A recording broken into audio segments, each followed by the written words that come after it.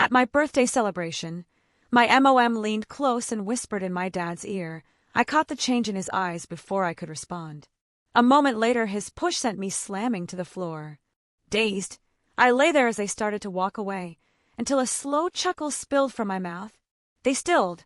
His face went ashen. Have you ever been pushed to your absolute breaking point? Shoved onto cold marble, bleeding, at your own birthday party, in front of 127 of Boston's most powerful people? What if, instead of tears, you looked up at the faces of your adoptive parents, their eyes alight with triumph, and a slow, chilling laugh escaped your lips? Because in that single, brutal moment, they didn't just push me, they activated the complete, spectacular destruction of their entire, corrupt empire. My name is Elise Harrington, and this is the story of how 4 years of meticulous planning turned my 29th birthday into a courtroom Boston would never forget. The Harrington estate in Beacon Hill wasn't just a house, it was a monument to old money, a fortress of limestone and legacy. $18 million of judging eyes followed you from every wall, the stoic gazes of dead industrialists. I'd lived there for 25 years, ever since Victoria and James Harrington plucked me from the wreckage of my parents' car accident when I was just 4. This is Elise, our little charity project. Victoria would purr at every gala, her manicured hand on my shoulder feeling less like affection and more like a shackle. We saved her from the foster system. Isn't that right, dear? I'd learned to perform, to smile, to nod, to play the grateful orphan. Meanwhile, Boston's elite cooed about the Harringtons' boundless generosity. What they didn't see were the locked doors, the forced signatures on documents I wasn't allowed to read, the systematic erasure of my identity. For 25 years, I was their living tax deduction, their shimmering proof of humanitarian virtue. Every charity board in the city knew their story, how the Harringtons had taken in a traumatized child, given her the best education, introduced her to society. Harvard Law School, they'd boast, as if my achievements were simply an extension of their own. But behind those mansion doors, I was less than staff. Staff got paid. Staff could quit. I was inventory, an asset to be managed, controlled, and eventually liquidated. The first tremor of something truly sinister happened during my second year at Morrison & Associates. I'd always let Victoria handle my trust fund statements to spare me the burden, she'd said. But curiosity finally got the better of me. When I started digging, I found discrepancies. Small at first, a few thousand here, a transfer there. Then, the pattern emerged. Over 4 years, $47 million had been systematically drained from the trust my biological parents had left me. Money that, according to their will, should have been mine at 25. Money that had simply vanished into a labyrinth of shell companies and offshore accounts. Family doesn't question family, James had dismissed when I dared to ask. Just sign here, trust us. But trust, I was rapidly learning, was a luxury I could no longer afford. The true, horrifying scope of their theft hit me late one night at my law firm. I was tracing those money transfers, following paper trails that led to 12 different shell companies, all registered in Delaware, all with innocuous names like Beacon Holdings LLC and Heritage Investment Partners. Just sign here, Elise. No need to read everything. Victoria's voice echoed in my memory as I stared at my own signature on documents I'd never seen before. Documents that authorized the transfer of millions from my trust into accounts I didn't control. They'd been drugging me. Small doses of sedatives in my morning coffee on signing days, just enough to make me compliant. Foggy. I'd always blamed it on stress from law school, from work. But the pattern was too perfect. Every signing day, followed by exhaustion and memory gaps. My salary at Morrison & Associates was a respectable $180,000 a year for a fourth-year associate, but every cent was monitored. Direct deposit into an account Victoria helped me set up. Credit cards she reviewed monthly for my protection. Even my work bonuses mysteriously vanished into family investments I never saw returns from. The cruelest part, they made me thank them for it. We're teaching you financial responsibility, James would lecture, reviewing my expense reports like I was a criminal. Meanwhile, they were stealing millions, using my money to fund their lifestyle, all while keeping me dependent on their approval for a $20 lunch. But that night, I discovered something even more chilling. The money wasn't just stolen. It was being laundered through political campaigns. 3 state senators, 2 federal judges, all receiving generous donations from companies funded entirely by my inheritance. My biological parents hadn't just left me money. They'd left me evidence of a conspiracy that reached into the highest levels of Boston's power structure. I needed proof. Undeniable proof that would stand up in court, and more importantly, in the court of public opinion. And that's when it hit me. If I wanted to escape, I'd have to play a longer, colder game than they'd ever expect from their grateful little charity case. The Massachusetts Bar Association conference 4 years ago should have been just another networking obligation. 300 lawyers in a stuffy ballroom, making small talk over rubber chicken. But that's where I met Marcus Sullivan. He wasn't the type to work a room. Instead, he stood by the windows, watching the crowd like he was reading a chessboard 3 moves ahead. "You're the Harrington Foster daughter," he said when I approached. Not a question. The one they parade around at charity events. "Adopted daughter," I corrected automatically, the rehearsed response slipping out. His eyes narrowed. "Is that what you tell yourself, or what they tell you to say?" Something in his tone made me truly see him. 62 years old, built like a boxer who'd gone to Yale, with scars on his knuckles that said his education hadn't all come from books. "I've seen this before," he said quietly. "The micro-expressions when they mention your name. The way you flinch when Victoria touches you. The practiced smile that never reaches your eyes." My chest tightened. 25 years of perfect performance, and the stranger had seen through it in minutes. "If you ever want to talk," he slipped me his card, "about anything, legal matters or otherwise." That night, I did something I'd never done before. I called him. "First rule," Marcus said when we met at a diner in Southie, miles away from Beacon Hill surveillance. "If you want to escape them, you need evidence. Not suspicions, not feelings. Evidence that will hold up in federal court." He taught me about RICO statutes, about financial forensics, about the crushing difference between civil and criminal liability. But most importantly, he gave me something I'd never had, an ally who saw the Harringtons for what they really were. "They're going to escalate when they sense you pulling away," he warned. "People like them always do. So when they do, and they will, you need to be ready to document everything." That's when he gave me the first recording device. Tiny, magnetic, designed to look like a button. Every conversation, every threat, every forced signature, you're building a case, Elise. And when you're ready, we're going to burn their whole kingdom down. For the first time in my life, I had hope and a plan. The full scope of what I stood to lose crystallized 6 months into building my case. Marcus had connected me with a forensic accountant who worked off the books, tracing money flows through encrypted channels the Harringtons thought were invisible. $47 million, she said, sliding a folder across the table at our meeting in a crowded Chinatown restaurant. Withdrawn over 4 years through 163 separate transactions. Small enough to avoid federal reporting requirements, frequent enough to drain you dry. But it wasn't just theft. The money had been washed through a network that made my stomach churn. 3 state senators, Morrison, Blackwood, and Reeves, had received $2.3 million each through consulting fees from companies that existed only on paper, companies funded entirely by my inheritance. "There's more," the accountant continued. "Federal judges Harper and Steinberg, they've been getting quarterly payments through a real estate investment trust. Your money bought their vacation homes in the vineyard." The implications were staggering. This wasn't just about my trust fund. It was about purchased influence at every level of Massachusetts government. My parents' money, meant to secure my future, had instead built a corruption network that controlled courts, legislation, and law enforcement. But here was the kicker. Federal RICO statutes had a 5-year limit. In 72 hours, the first transactions would age out of prosecution range. Every day I waited, another piece of evidence became legally worthless. "If you don't file by Monday," Marcus had warned, "you lose $8 million worth of claims. By December, that number hits $20 million. The Harringtons must have known.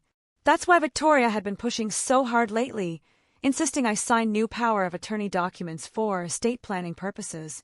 Then I intercepted an email meant for James. Dr. Thompson, a psychiatrist who'd never examined me, had already prepared commitment papers. The diagnosis? Delusional disorder with paranoid features. The recommendation? Immediate involuntary commitment for her own safety. She's become obsessed with conspiracy theories about the family finances, the report read. She poses a danger to herself and potentially others.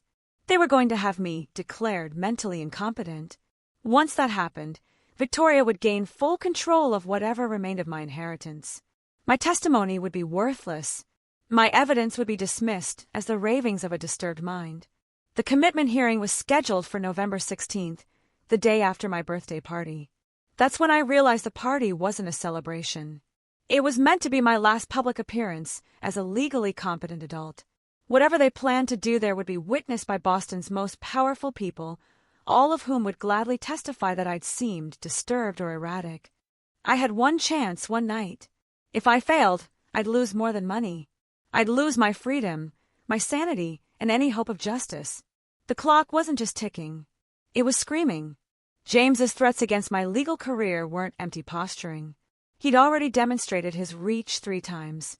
Sarah Chen, a paralegal who'd helped me photocopy documents after hours, was fired within 48 hours for performance issues, despite glowing reviews. Michael Torres, a junior associate who'd asked too many questions about the Harrington accounts, found himself suddenly transferred to the firm's satellite office in Worcester. Jennifer Park, who'd offered to testify about witnessing Victoria forge my signature, received a call from the State Bar about anonymous complaints regarding her professional conduct. One phone call, James had said over dinner last week, cutting his steak with surgical precision. That's all it takes. Every managing partner in Boston owes me favors. Every judge golfs at my club. You think that Harvard law degree means something? I can make it worth less than the paper it's printed on. He wasn't bluffing. I'd already been mysteriously passed over for partnership track, despite billing more hours than any other fourth-year associate. My name had been removed from a high-profile class action case without explanation. 14 firms, from white shoe establishments to boutique practices, had rejected my applications with identical language about not being the right fit. The Harrington reach extended beyond Boston. Through their connections, they'd poisoned wells in New York, D.C., even Los Angeles. Email threads I'd managed to hack showed coordinated efforts to blacklist me nationwide. She's unstable, Victoria had written to the managing partner of Cromwell and Associates. We've tried to help her, but she has paranoid tendencies. Hiring her would be a liability risk. But yesterday, everything shifted. An encrypted email appeared in my personal account, the one the Harringtons didn't monitor. The sender, Special Agent Diana Walsh, FBI Financial Crimes Division. Miss Harrington, we've been investigating irregularities in campaign finance records that trace back to accounts connected to your trust fund. If you have documentation that could assist our investigation, we're prepared to offer witness protection and ensure your professional credentials remain intact, regardless of any retaliation attempts. Time is of the essence. They already knew. The FBI had been building their own case, but they needed an insider. Someone with access to family records, private conversations, internal documents. They needed me. Marcus had been right all along. This was bigger than family theft. It was a federal conspiracy case waiting to explode. And I held the detonator. I typed my response carefully. I have 1,847 pages of documentation, 234 audio recordings, and 89 witnesses ready to testify. I can provide everything Monday morning, November 16th. Her reply came within minutes. Understood. Whatever happens between now and then, document everything. We will be monitoring. The birthday party was tomorrow. The commitment hearing the day after. But now I had federal backup waiting in the wings. The Harringtons thought they were closing a trap. They had no idea they were walking into one. Have you ever been trapped in a situation where standing up meant losing everything, but staying silent meant losing yourself? Drop a comment below about a time you had to choose between safety and truth. Your story matters, and you're not alone in this fight. If this resonates with you, please subscribe and hit the notification bell so you don't miss what happens when the tables finally turn. The dinner before my birthday party was a masterclass in psychological warfare. Every word sharpened to cut. Tomorrow will be special, Victoria said, her voice silk. Over steel. I'm looking forward to it, I replied, matching her tone. Everyone important will be there. James didn't even look up from his phone. 127 people, to be exact, Victoria corrected, her smile sharp as winter. That's very specific. I kept my voice neutral. I like precision, don't you, dear? I'm learning to appreciate it. Good. Learning is important. She paused. While you still can. The thread hung between us like a blade. The Blackwoods confirmed, James interjected. The senators, too. How wonderful. My fingers found the recording device in my pocket. They're eager to see you. Victoria's eyes glittered. To see how you've developed. I'm sure I won't disappoint. No, she said slowly. I don't think you will. The photographer will be there at 8, James added. To capture memories? I asked. To capture truth, Victoria replied. We ate in silence for 30 seconds. 30 seconds that felt like hours. Your dress arrived, she finally said. The blue one from 5 years ago. Waste not, want not. Besides, her smile turned cruel. It's fitting. How so? You'll understand tomorrow. Will I? Oh, yes. Clarity is coming, Elise. For everyone. Her fork paused midway to her mouth. What does that mean? Nothing. Just agreeing with you. You've been doing a lot of that lately, James's voice carried suspicion. I've learned my place. Have you? Victoria leaned forward. And where is that? Wherever you decide it should be. Good girl. The condescension dripped. That's the first smart thing you've said in months. I aim to please. Tomorrow, you'll do more than please. She stood. You'll perform. Perform one last time for the family. After tomorrow, everything changes, James added, pushing back his chair. Yes, I said quietly. Everything. Victoria froze at the doorway. What was that? I said, yes, I understand. She studied me for a long moment.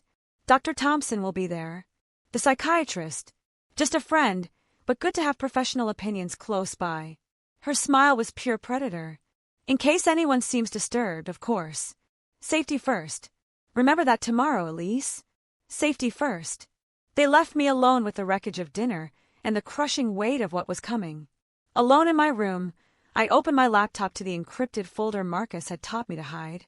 1,847 pages of evidence organized with the precision of a federal indictment. Bank statements, forged signatures, shell company registrations, email threads discussing my management like I was livestock. The 234 audio files were backed up across 7 cloud services, each with different trigger conditions. If my phone detected sudden impact, like being shoved to the ground, everything would auto-upload to pre-selected recipients. The FBI, the Boston Globe, the Wall Street Journal, even WikiLeaks. Because why not? Marcus called it a dead man's switch, though he'd winced at the term. If they get physical, he'd said. The accelerometer in your phone triggers the upload. 10 seconds later, everything goes live. They touch you, they destroy themselves. I tested it 12 times. Dropped my phone from different heights, different angles. Each time, the system worked flawlessly. A small notification would appear. Emergency protocols activated, files transmitted. But the real beauty was in the timing. The emails were scheduled for 8:47 p.m. tomorrow, exactly when Victoria planned to make her grand speech about family and charity. Each recipient would get different pieces of the puzzle, ensuring the story couldn't be buried or spun. The Wall Street Journal would receive the financial crimes. The FBI would get the money laundering evidence. The IRS would see 2 decades of tax fraud. Local news would get the juiciest family drama. Social media influencers with millions of followers would receive video clips perfectly sized for viral sharing. I pulled up the metadata from the security cameras I'd had installed in the main hall 2 weeks ago, disguised as routine maintenance. 3 angles, all streaming to off-site servers. Whatever happened tomorrow would be captured in 4K resolution with timestamp authentication that would hold up in court. My phone buzzed. A text from Rebecca Martinez at the Journal. Asterisk story ready to run on your signal. Front page, above the fold. Asterisk everything was in place. 4 years of planning condensed into 1 moment of calculated risk.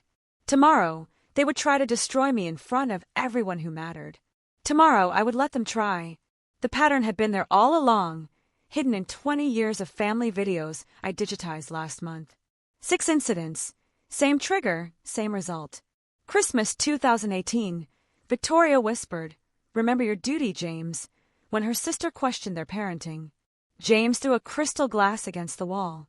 Thanksgiving 2019. The phrase again when a reporter asked about irregularities in the charity finances.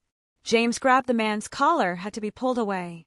The graduation party, the merger celebration, 2 board meetings. Each time, Victoria deployed those 4 words like launching a missile. And James, reliable as clockwork, would explode into violence. It was conditioning, Pavlovian. 20 years of psychological manipulation that turned a grown man into a weapon, activated by his wife's whisper. I'd found Victoria's journals in the attic, dated back to when they first adopted me. "James requires careful management," she'd written. "His temper is useful, but needs direction." The phrase works best when he's already agitated. Public settings increase compliance. His fear of judgment makes him more susceptible to suggestion. She'd been training him like an attack dog, using his insecurities about his working-class background, his fear of losing status, his desperate need for her approval. The violence was never random. It was Victoria's violence, executed by James's hands. But tomorrow would be different. Tomorrow there would be cameras, federal witnesses, a room full of Boston's elite with their phones ready to record any drama. The newest security footage from the main hall showed something interesting. The camera angles I'd requested captured not just the center of the room, but the corners where Victoria typically stood during speeches. The audio pickup was studio quality, able to capture whispers from 30 feet away. If she whispered to James tomorrow, when she whispered to James tomorrow, it would be recorded. The trigger phrase, the command, the resulting violence, all documented with timestamp verification that would prove premeditation. I pulled up the criminal code on my laptop. Assault with conspiracy. Aggravated assault in front of witnesses. If James touched me after Victoria's command, it wouldn't just be family drama. It would be evidence of systematic abuse, captured in perfect clarity, automatically distributed to law enforcement before anyone could delete or deny.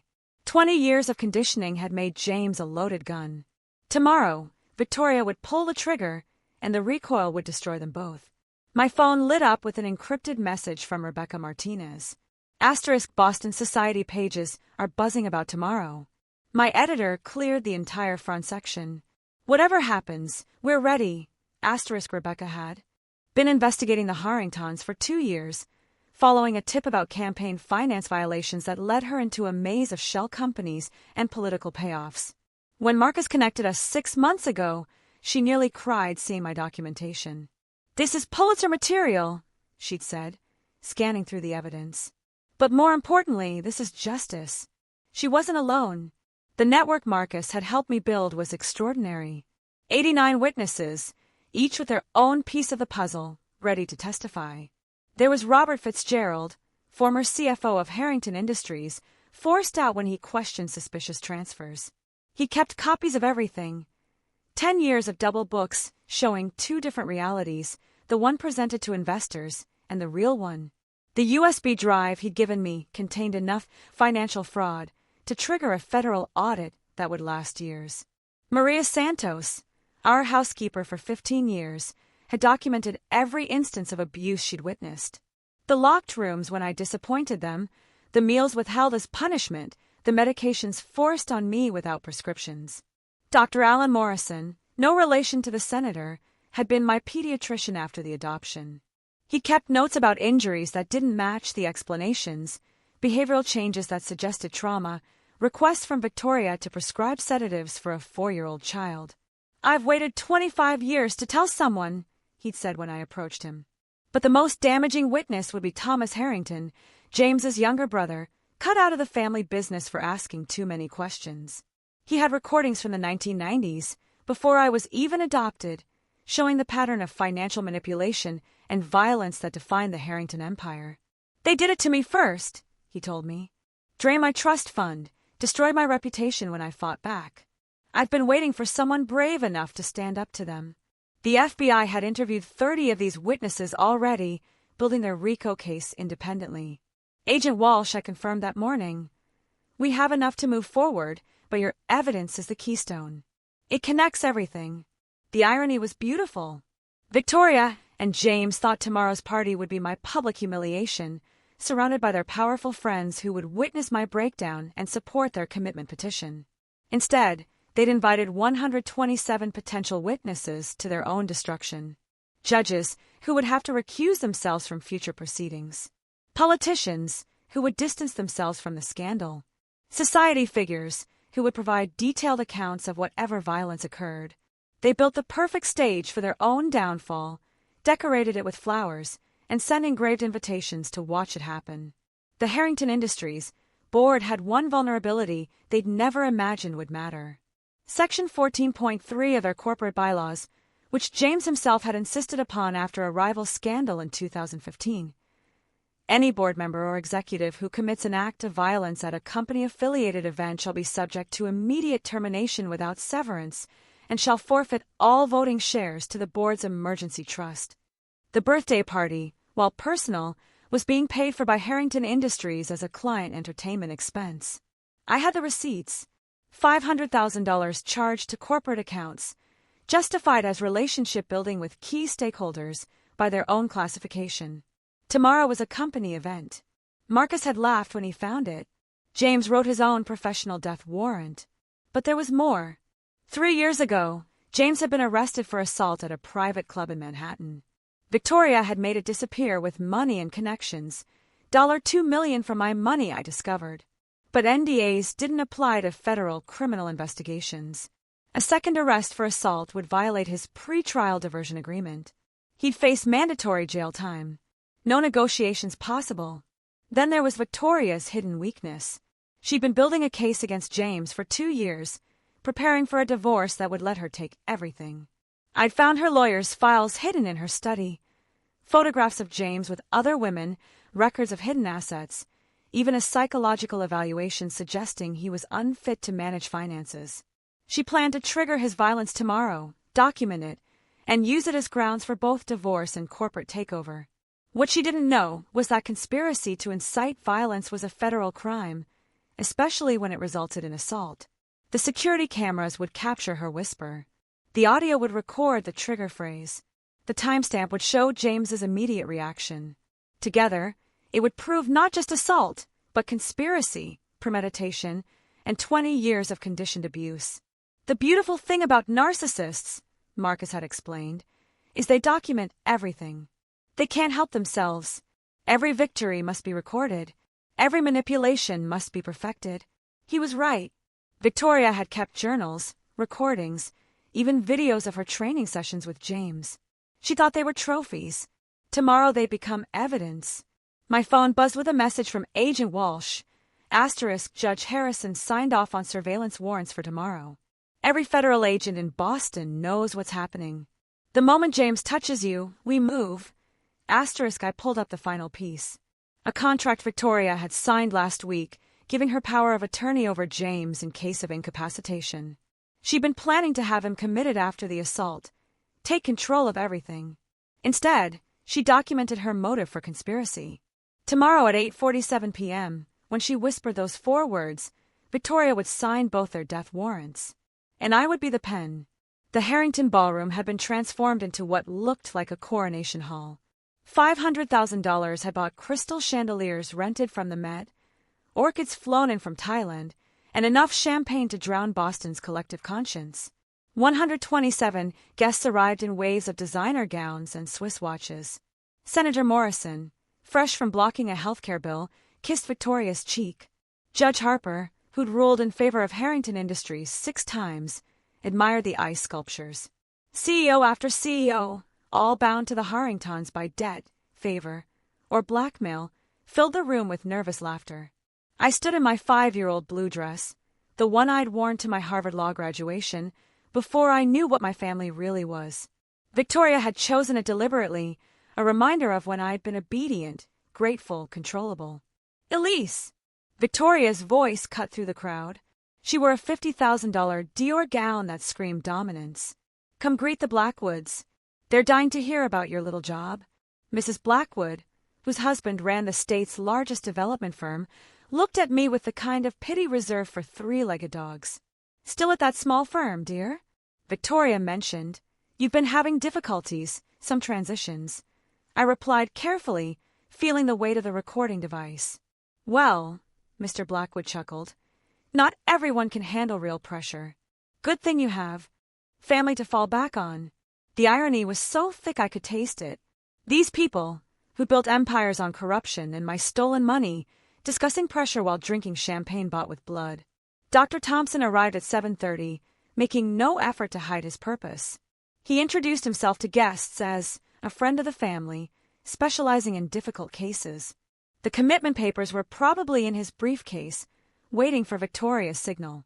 "Elise looks tired," he said loudly to Judge Harper. "The stress of maintaining false narratives can be exhausting." "Indeed," the judge replied, eyes avoiding mine. "Young people today face unique challenges. They were laying groundwork, creating witnesses to my supposed instability. Every conversation felt like testimony being prepared. At 8:15, Victoria clinked her glass. The room fell silent. "Before we toast Elise's birthday," she began, her voice carrying perfectly, "I want to share something about family, about charity, about the burdens we choose to carry." James stood beside her, his jaw tight, hands clenched. He'd been drinking since 7, unusual for him. Victoria had been pouring his drinks herself, each one stronger than the last.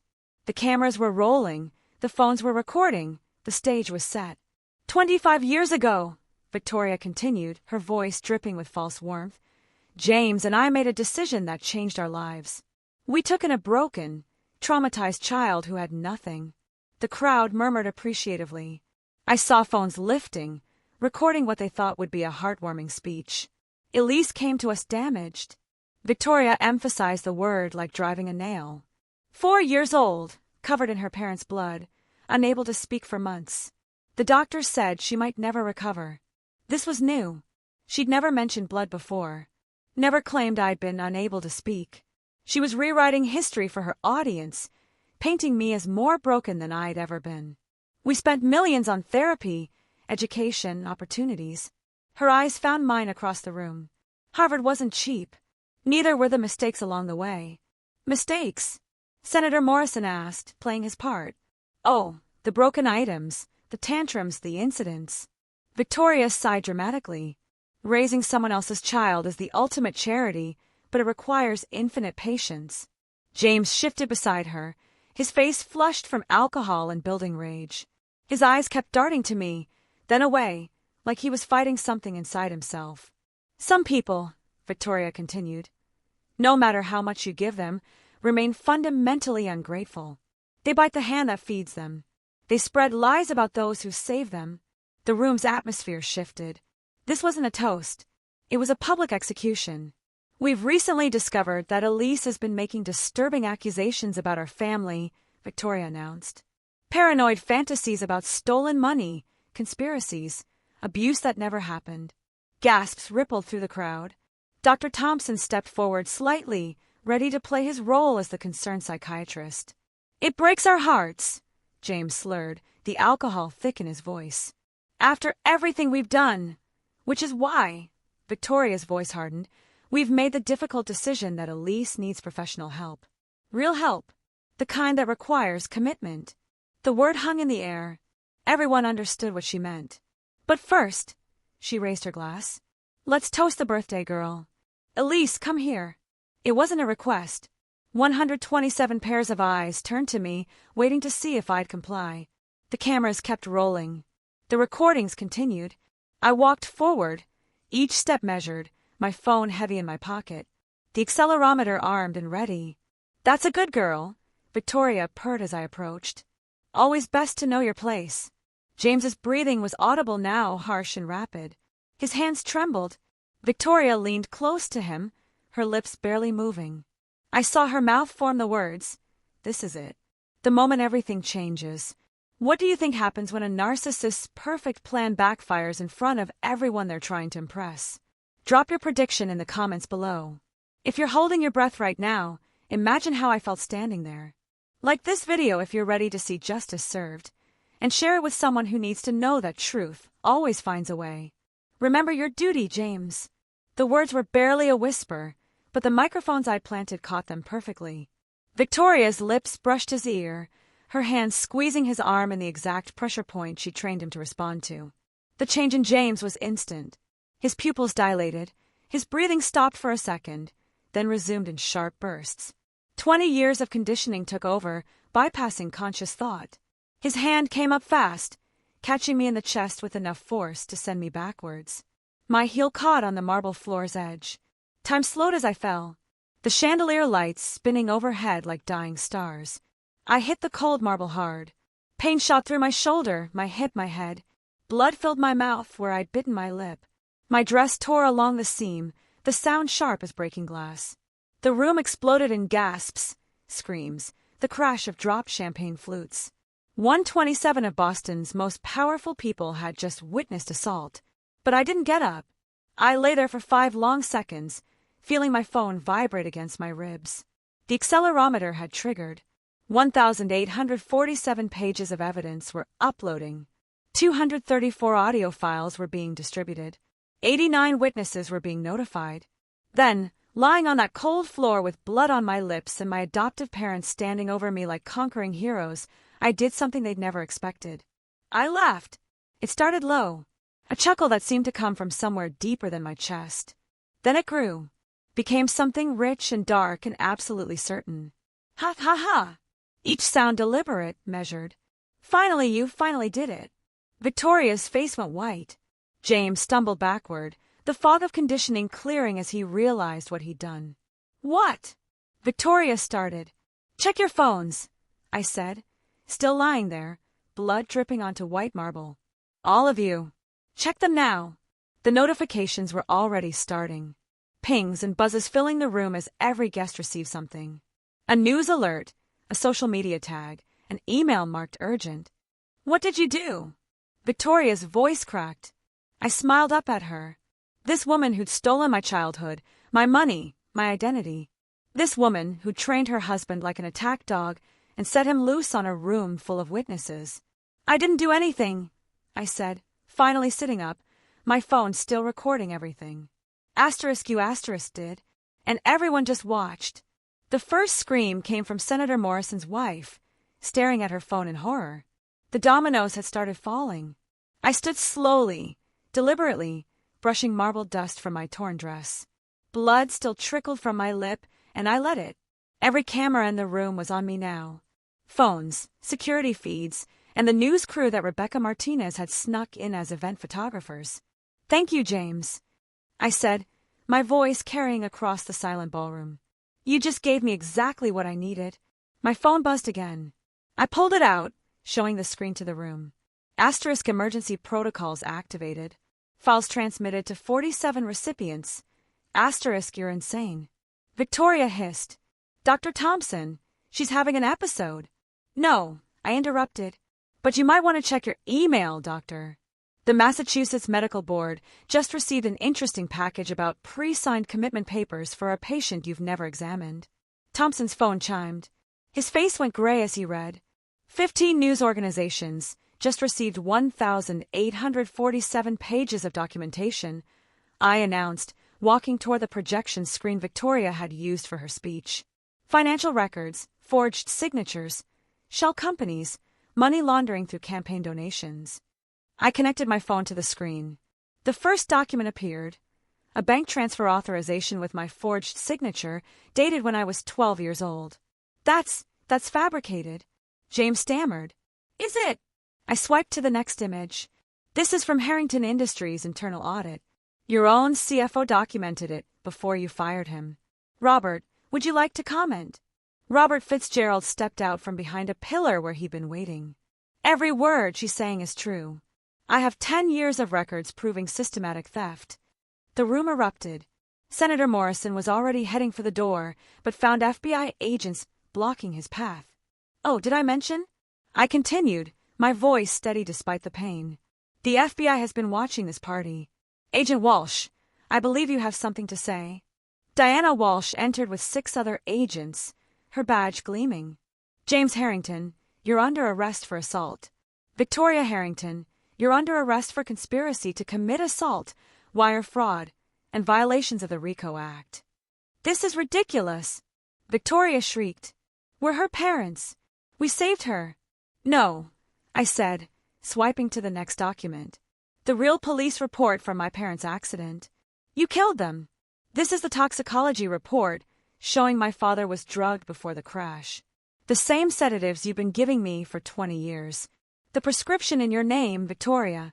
The silence was absolute. Every transaction, every forged document, every crime, it's all being published as we speak. I looked at the crowd of complicit elite, including the names of everyone who benefited. Phones began ringing frantically, lawyers being called, PR teams being awakened. The empire was crumbling, and everyone could hear it fall. The projection screen lit up with a web of financial transactions that looked like a spider's web made of numbers. Each strand led back to my trust fund, and each connection had a name attached. $47 million, I announced, zooming in on the total stolen over 4 years through 163 separate transactions. But that's not the interesting part. I clicked to the next slide. Beacon Holdings, LLC. That's you, Senator Morrison. $2.3 million for consulting services that never existed. Morrison's wife was pulling at his arm, trying to leave, but the FBI agents weren't moving. Heritage Investment Partners, Judge Harper. That's your vacation home in Martha's Vineyard, bought with my inheritance. The same money you used to rule in Harrington Industries, favor 6 times. Harper dropped his champagne glass. It shattered on the marble, the sound like a gunshot in the silence. Should I continue?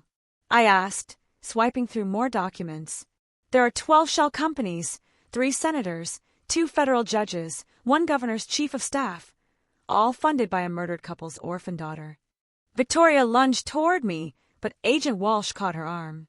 I wouldn't do that, Mrs. Harrington. These are lies. Victoria screamed. Photoshopped. Fabricated. Actually, Rebecca Martinez stepped forward, her press badge now visible. The Wall Street Journal has been independently verifying these documents for 6 months. Our forensic accountants confirmed every transaction. The story goes live in, she checked her phone, 3 minutes. I switched to the next slide. Screenshots of Victoria's emails. Let's talk about the murders, Victoria. These are your emails to Dr. Marcus Steinfeld discussing the problem of my parents' life insurance policy. The one that named their daughter's sole beneficiary. The policy you couldn't touch unless they died and you became my guardian. The room was chaos now. Some guests were crying. Others were on phones with lawyers. Senator Blackwood's wife had fainted. But here's my favorite, I said, pulling up the final document. This is from yesterday. Victoria's divorce lawyer's files. She's been planning to frame James for everything, take over Harrington Industries, and have him committed. James turned to Victoria, his face a mask of betrayal. You were going to. She's been documenting your violent episodes for 2 years, James. Training you like a dog, then planning to put you down when you outlived your usefulness. Victoria's carefully constructed face finally cracked. You ungrateful little. No. I cut her off. I'm grateful. Grateful you finally showed everyone who you really are. Grateful you gave me the evidence I needed. Grateful that justice exists, even if it takes 25 years to arrive. The projection screen changed one last time. Breaking news. Harrington Empire collapses amid federal investigation. The kingdom had fallen. You think you're alone in this? I asked Victoria as the FBI agents moved closer. You think you're the only one who keeps records? 5 former Harrington Industries employees stepped forward from various corners of the ballroom.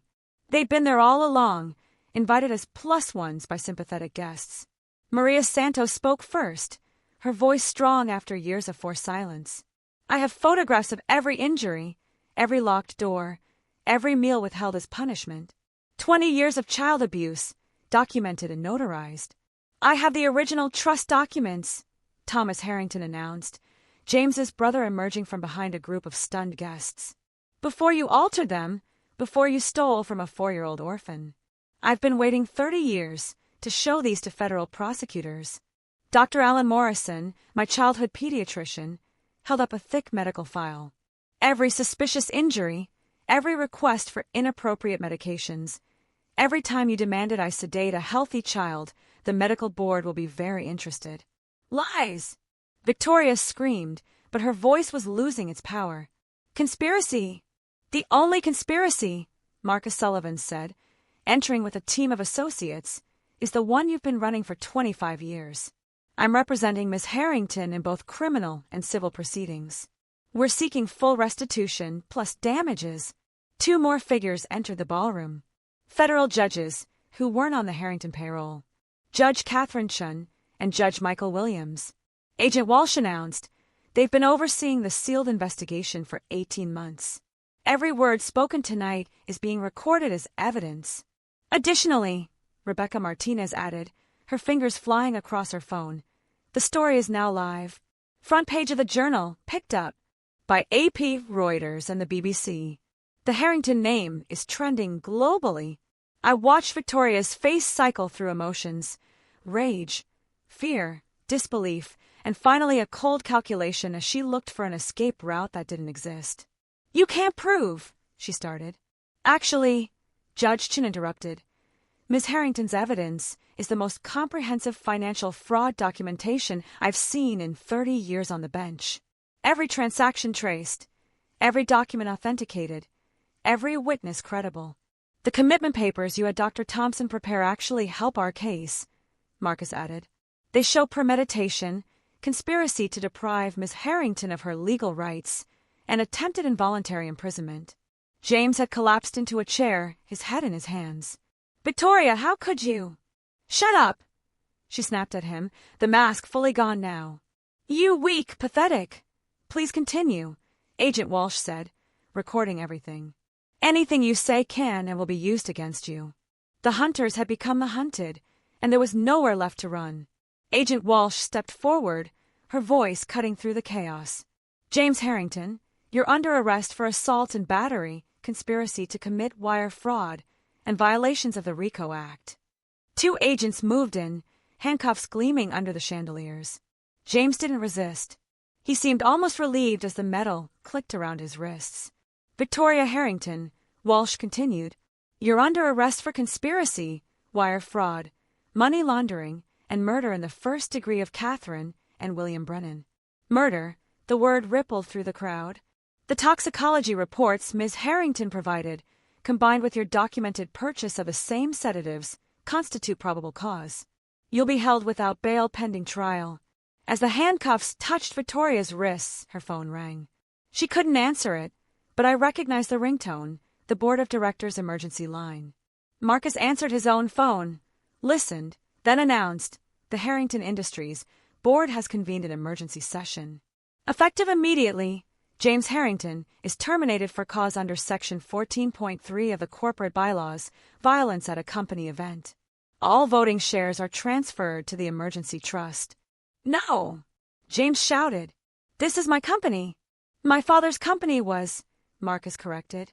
The board has also voted to freeze all corporate accounts pending federal investigation.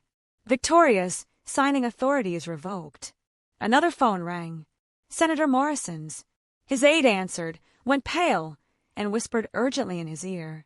What do you mean? The Times has everything. Morrison hissed. More phones, more panic. The dominoes weren't just falling. They were creating an avalanche. Rebecca Martinez held up her phone, showing a rapidly climbing number. The video of James pushing Elise has been viewed 2.3 million times in the last 10 minutes. Hashtag Harrington Assault is trending worldwide. The stock market opens in Asia in 2 hours, someone whispered. Harrington Industries will be worthless by morning. 3 federal judges in attendance had already recused themselves from any future proceedings. 12 board members from various companies were resigning via email. The Massachusetts Attorney General was announcing a widespread corruption probe. Your parents' estate will be fully restored, Judge Chin told me. With interest and penalties, you're looking at approximately $127 million. But I wasn't looking at the money. I was watching Victoria's face as she realized her entire world, built on my parents' bodies and my stolen childhood, was collapsing in real time. This isn't over, she hissed at me as agents led her away. You're right, I replied. This is just the beginning. The trial will be spectacular. The ballroom doors closed behind them with a sound like the ceiling of a tomb. Within an hour, the Harrington Empire collapsed like a house of cards in a hurricane. Bloomberg broke the news at 9:04 p.m. Harrington Industries stock futures plummet 40% on fraud allegations. By 10:15, it was down 60%. Trading was halted, but everyone knew it was too late. 8 major partners canceled contracts via emergency conference calls. Westfield Development pulled their $200 million project. Boston General Hospital ended their pharmaceutical partnership. Even the country club, the one James's grandfather had founded, revoked the family membership. Victoria's phone, now in FBI custody, received 47 emails in 30 minutes. Each one, another resignation, another severed tie, another ally jumping ship. The subject lines told the story. Asterisk effective immediately. Termination of relationship. Cease all contact. Please. Asterisk Victoria tried one last manipulation as agents led her past me. We can make a deal. I have information about the others. Morrison, Harper, everyone. I'll testify. The FBI already has everything they need, Agent Walsh informed her. Miss Harrington's evidence is comprehensive. James looked at me with something like clarity for the first time in years. The conditioning, he said quietly. You knew about the conditioning. I documented everything, James. Every trigger, every response. Your therapy records will help in your defense. Victoria's manipulation might get you reduced charges. I'm sorry, he said. And for a moment, I saw the man he might have been without Victoria's poison. I'm so sorry. But apologies couldn't undo 25 years. They couldn't bring back my parents or return my stolen childhood. The guests were fleeing now, desperate to distance themselves from the scandal. Senator Morrison was on the phone with his lawyer, his wife crying beside him. Judge Harper had already left, but reporters were waiting outside. The Blackwoods were trying to leave through the service entrance, only to find more photographers. Miss Harrington, Agent Walsh approached me. We'll need you to come to the federal building tomorrow for a full deposition. I'll be there at 8 a.m., I confirmed. The ballroom, which had been so perfectly arranged for my humiliation, was now a crime scene. Yellow tape was being strung up, evidence markers placed. The ice sculptures were melting, champagne going flat. Victoria's careful stage direction destroyed. The kingdom hadn't just fallen. It had been obliterated. By midnight, the court had issued emergency orders. I stood in the same ballroom, now empty except for FBI agents and my legal team, as Judge Chin made it official. Given the evidence of systematic theft and fraud, this court appoints Elise Harrington as temporary administrator of all disputed assets. Effective immediately. Marcus handed me a folder. The family accounts are frozen, except for your access. The houses, the cars, the investments, you control everything while the criminal cases proceed. The board wants to meet with you Monday, another lawyer added. They're hoping you'll consider taking James's position, at least temporarily. I almost laughed. The same board that had ignored my existence for 25 years now wanted me to save their company? I'll meet with them, I said, but on my terms. My phone rang. A number I didn't recognize. Miss Harrington, this is Amanda Foster from Cromwell and Associates. We'd like to offer you a senior partnership. Name your salary. I declined. 4 more firms called in the next 10 minutes, each offer more desperate than the last. What will you do? Marcus asked. Start my own firm, I decided, specializing in financial fraud and family abuse cases. Pro bono for those who can't afford it. Rebecca Martinez was typing furiously. Can I quote you on that? Quote this. The Harrington name is about to mean something different. Something better. I walked through the ruined ballroom, my heels clicking on marble now marked with evidence tags. The portrait of James's grandfather watched from the wall. Another tyrant who'd built wealth on others' misery. Take it down, I tell the federal agents. Take them all down. My phone showed 200 messages, interview requests, book deals, documentary offers. But also something else. Messages from other victims, other adoptees, other survivors, other people who'd been crushed by powerful families. You gave us hope, one read. You showed us it's possible to fight back. That was worth more than the $127 million the court would restore. Worth more than the companies begging to hire me. Worth more than Victoria's empire. I'd taken back more than money or status. I'd taken back my story. The next 48 hours were a masterclass in social destruction. Victoria's carefully curated image disintegrated across every platform. The 12 charity boards she dominated for decades held emergency meetings. She was removed from each one within hours. The Boston Society Register, which had featured the Harringtons for 6 generations, struck their name from the rolls. The Met Gala Committee, the Symphony Board, the Museum of Fine Arts, every institution that had courted Harrington money now treated the name like poison. Harrington Industries loses $2.1 billion in market value, the Financial Times reported. The stock had dropped 78% before trading was suspended indefinitely. Shareholders were filing class action lawsuits. The SEC announced a decade-long audit going back to when James's father ran the company. But the real devastation came from the witnesses. All 89 of them went public within days, giving interviews, sharing documentation, posting evidence on social media. Maria Santos appeared on 60 Minutes, showing photographs of a 4-year-old me locked in a closet for crying about my dead parents. Dr. Morrison published his medical notes in the New England Journal of Medicine, sparking a national conversation about mandatory reporting laws. Thomas Harrington, James's brother, held his own press conference. This family has been corrupt for 3 generations. My father, James's father, built this empire on fraud. I have documents going back to the 1960s. The political fallout was swift and brutal. Senator Morrison resigned to focus on his legal defense.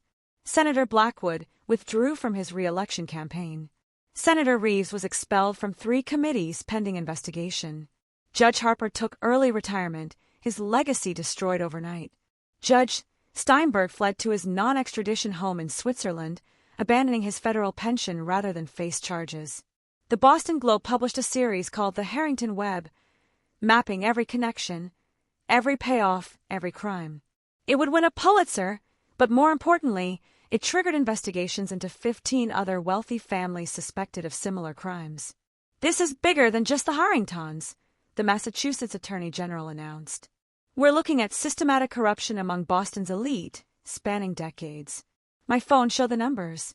234 audio files have been played 50 million times across various platforms. The video of James pushing me had reached 100 million views. Hashtag Justice for Elise had generated 2 billion impressions. But the number that mattered most was 47, the number of abuse survivors who'd reached out, saying my story gave them courage to pursue their own justice. You didn't just destroy them, Marcus told me as we watched the news coverage.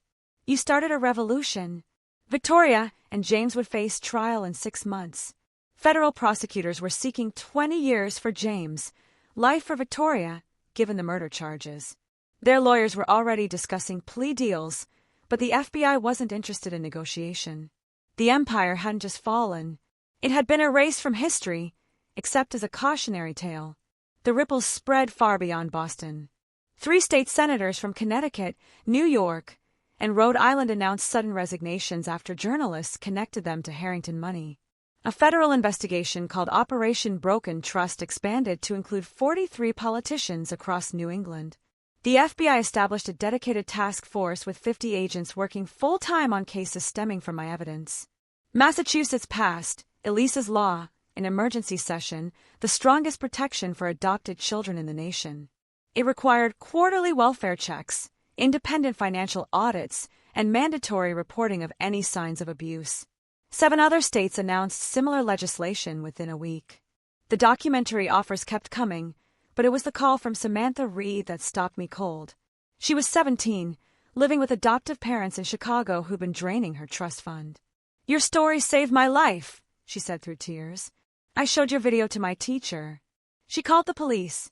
They found everything. The forged signatures, the stolen money, all of it.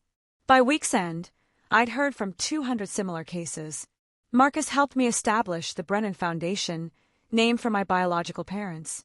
With an initial funding of $10 million from the recovered assets, we would provide free legal services to adoptees and foster children facing financial exploitation. Harrington Industries, meanwhile, was being dissected and sold piece by piece. The board begged me to take over, to save what could be saved. I agreed to one meeting. You want me to save a company built on blood money? I asked the 12 board members who'd enabled James for years. The same company that funded my abuse. The employees. The interim CEO pleaded. 3,000 people who had nothing to do with this. That was the leverage they thought they had. But I'd already thought of that. I'll buy the company, I announced, for $1. In exchange, I'll guarantee all employee pensions and jobs for 2 years while we restructure. But the Harrington name dies today. The company will be rebuilt as Brennan Industries, and 50% of profits will go to victims of financial abuse. They had no choice. The company was worthless without my intervention, and they knew it. The sale was finalized in 72 hours. The first act of Brennan Industries was to establish a $100 million victim compensation fund. The second was to fire every executive who'd been complicit in the Harringtons' crimes. From the ashes, Rebecca Martinez wrote in her follow-up story, Elise Harrington has built something unprecedented. Justice that pays dividends.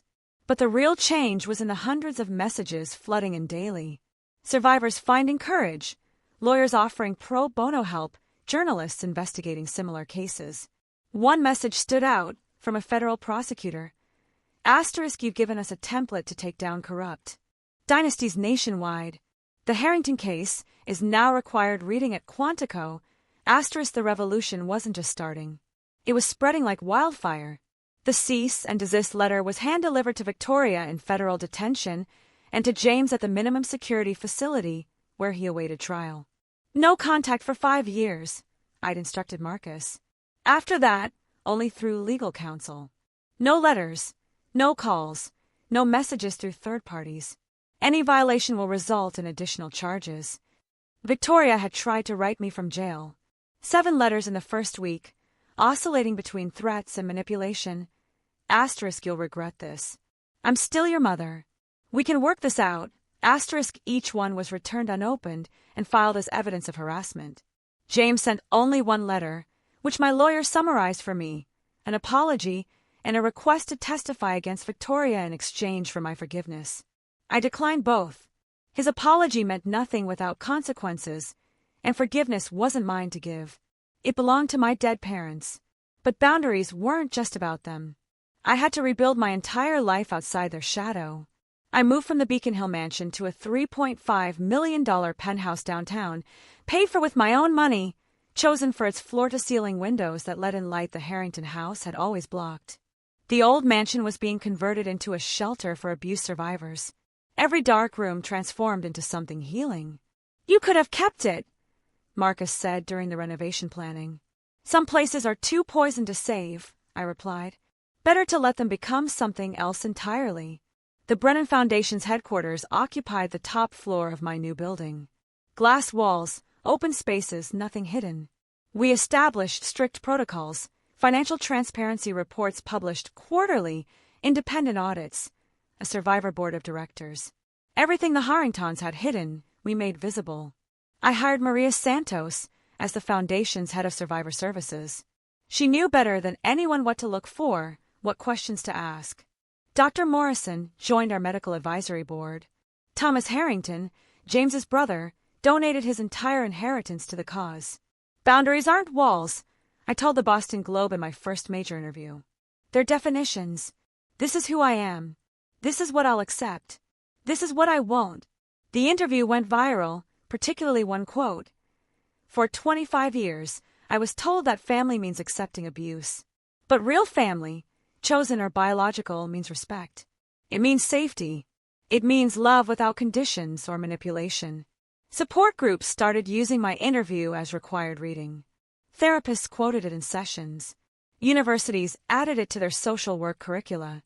But the most important boundary was internal. Every morning I looked in the mirror and reminded myself, asterisk, you are not what they did to you. You are what you chose to become. Asterisk, despite them, the Harringtons had tried to make me nothing. Instead, I'd become everything they feared. Independent, powerful, and absolutely beyond their control.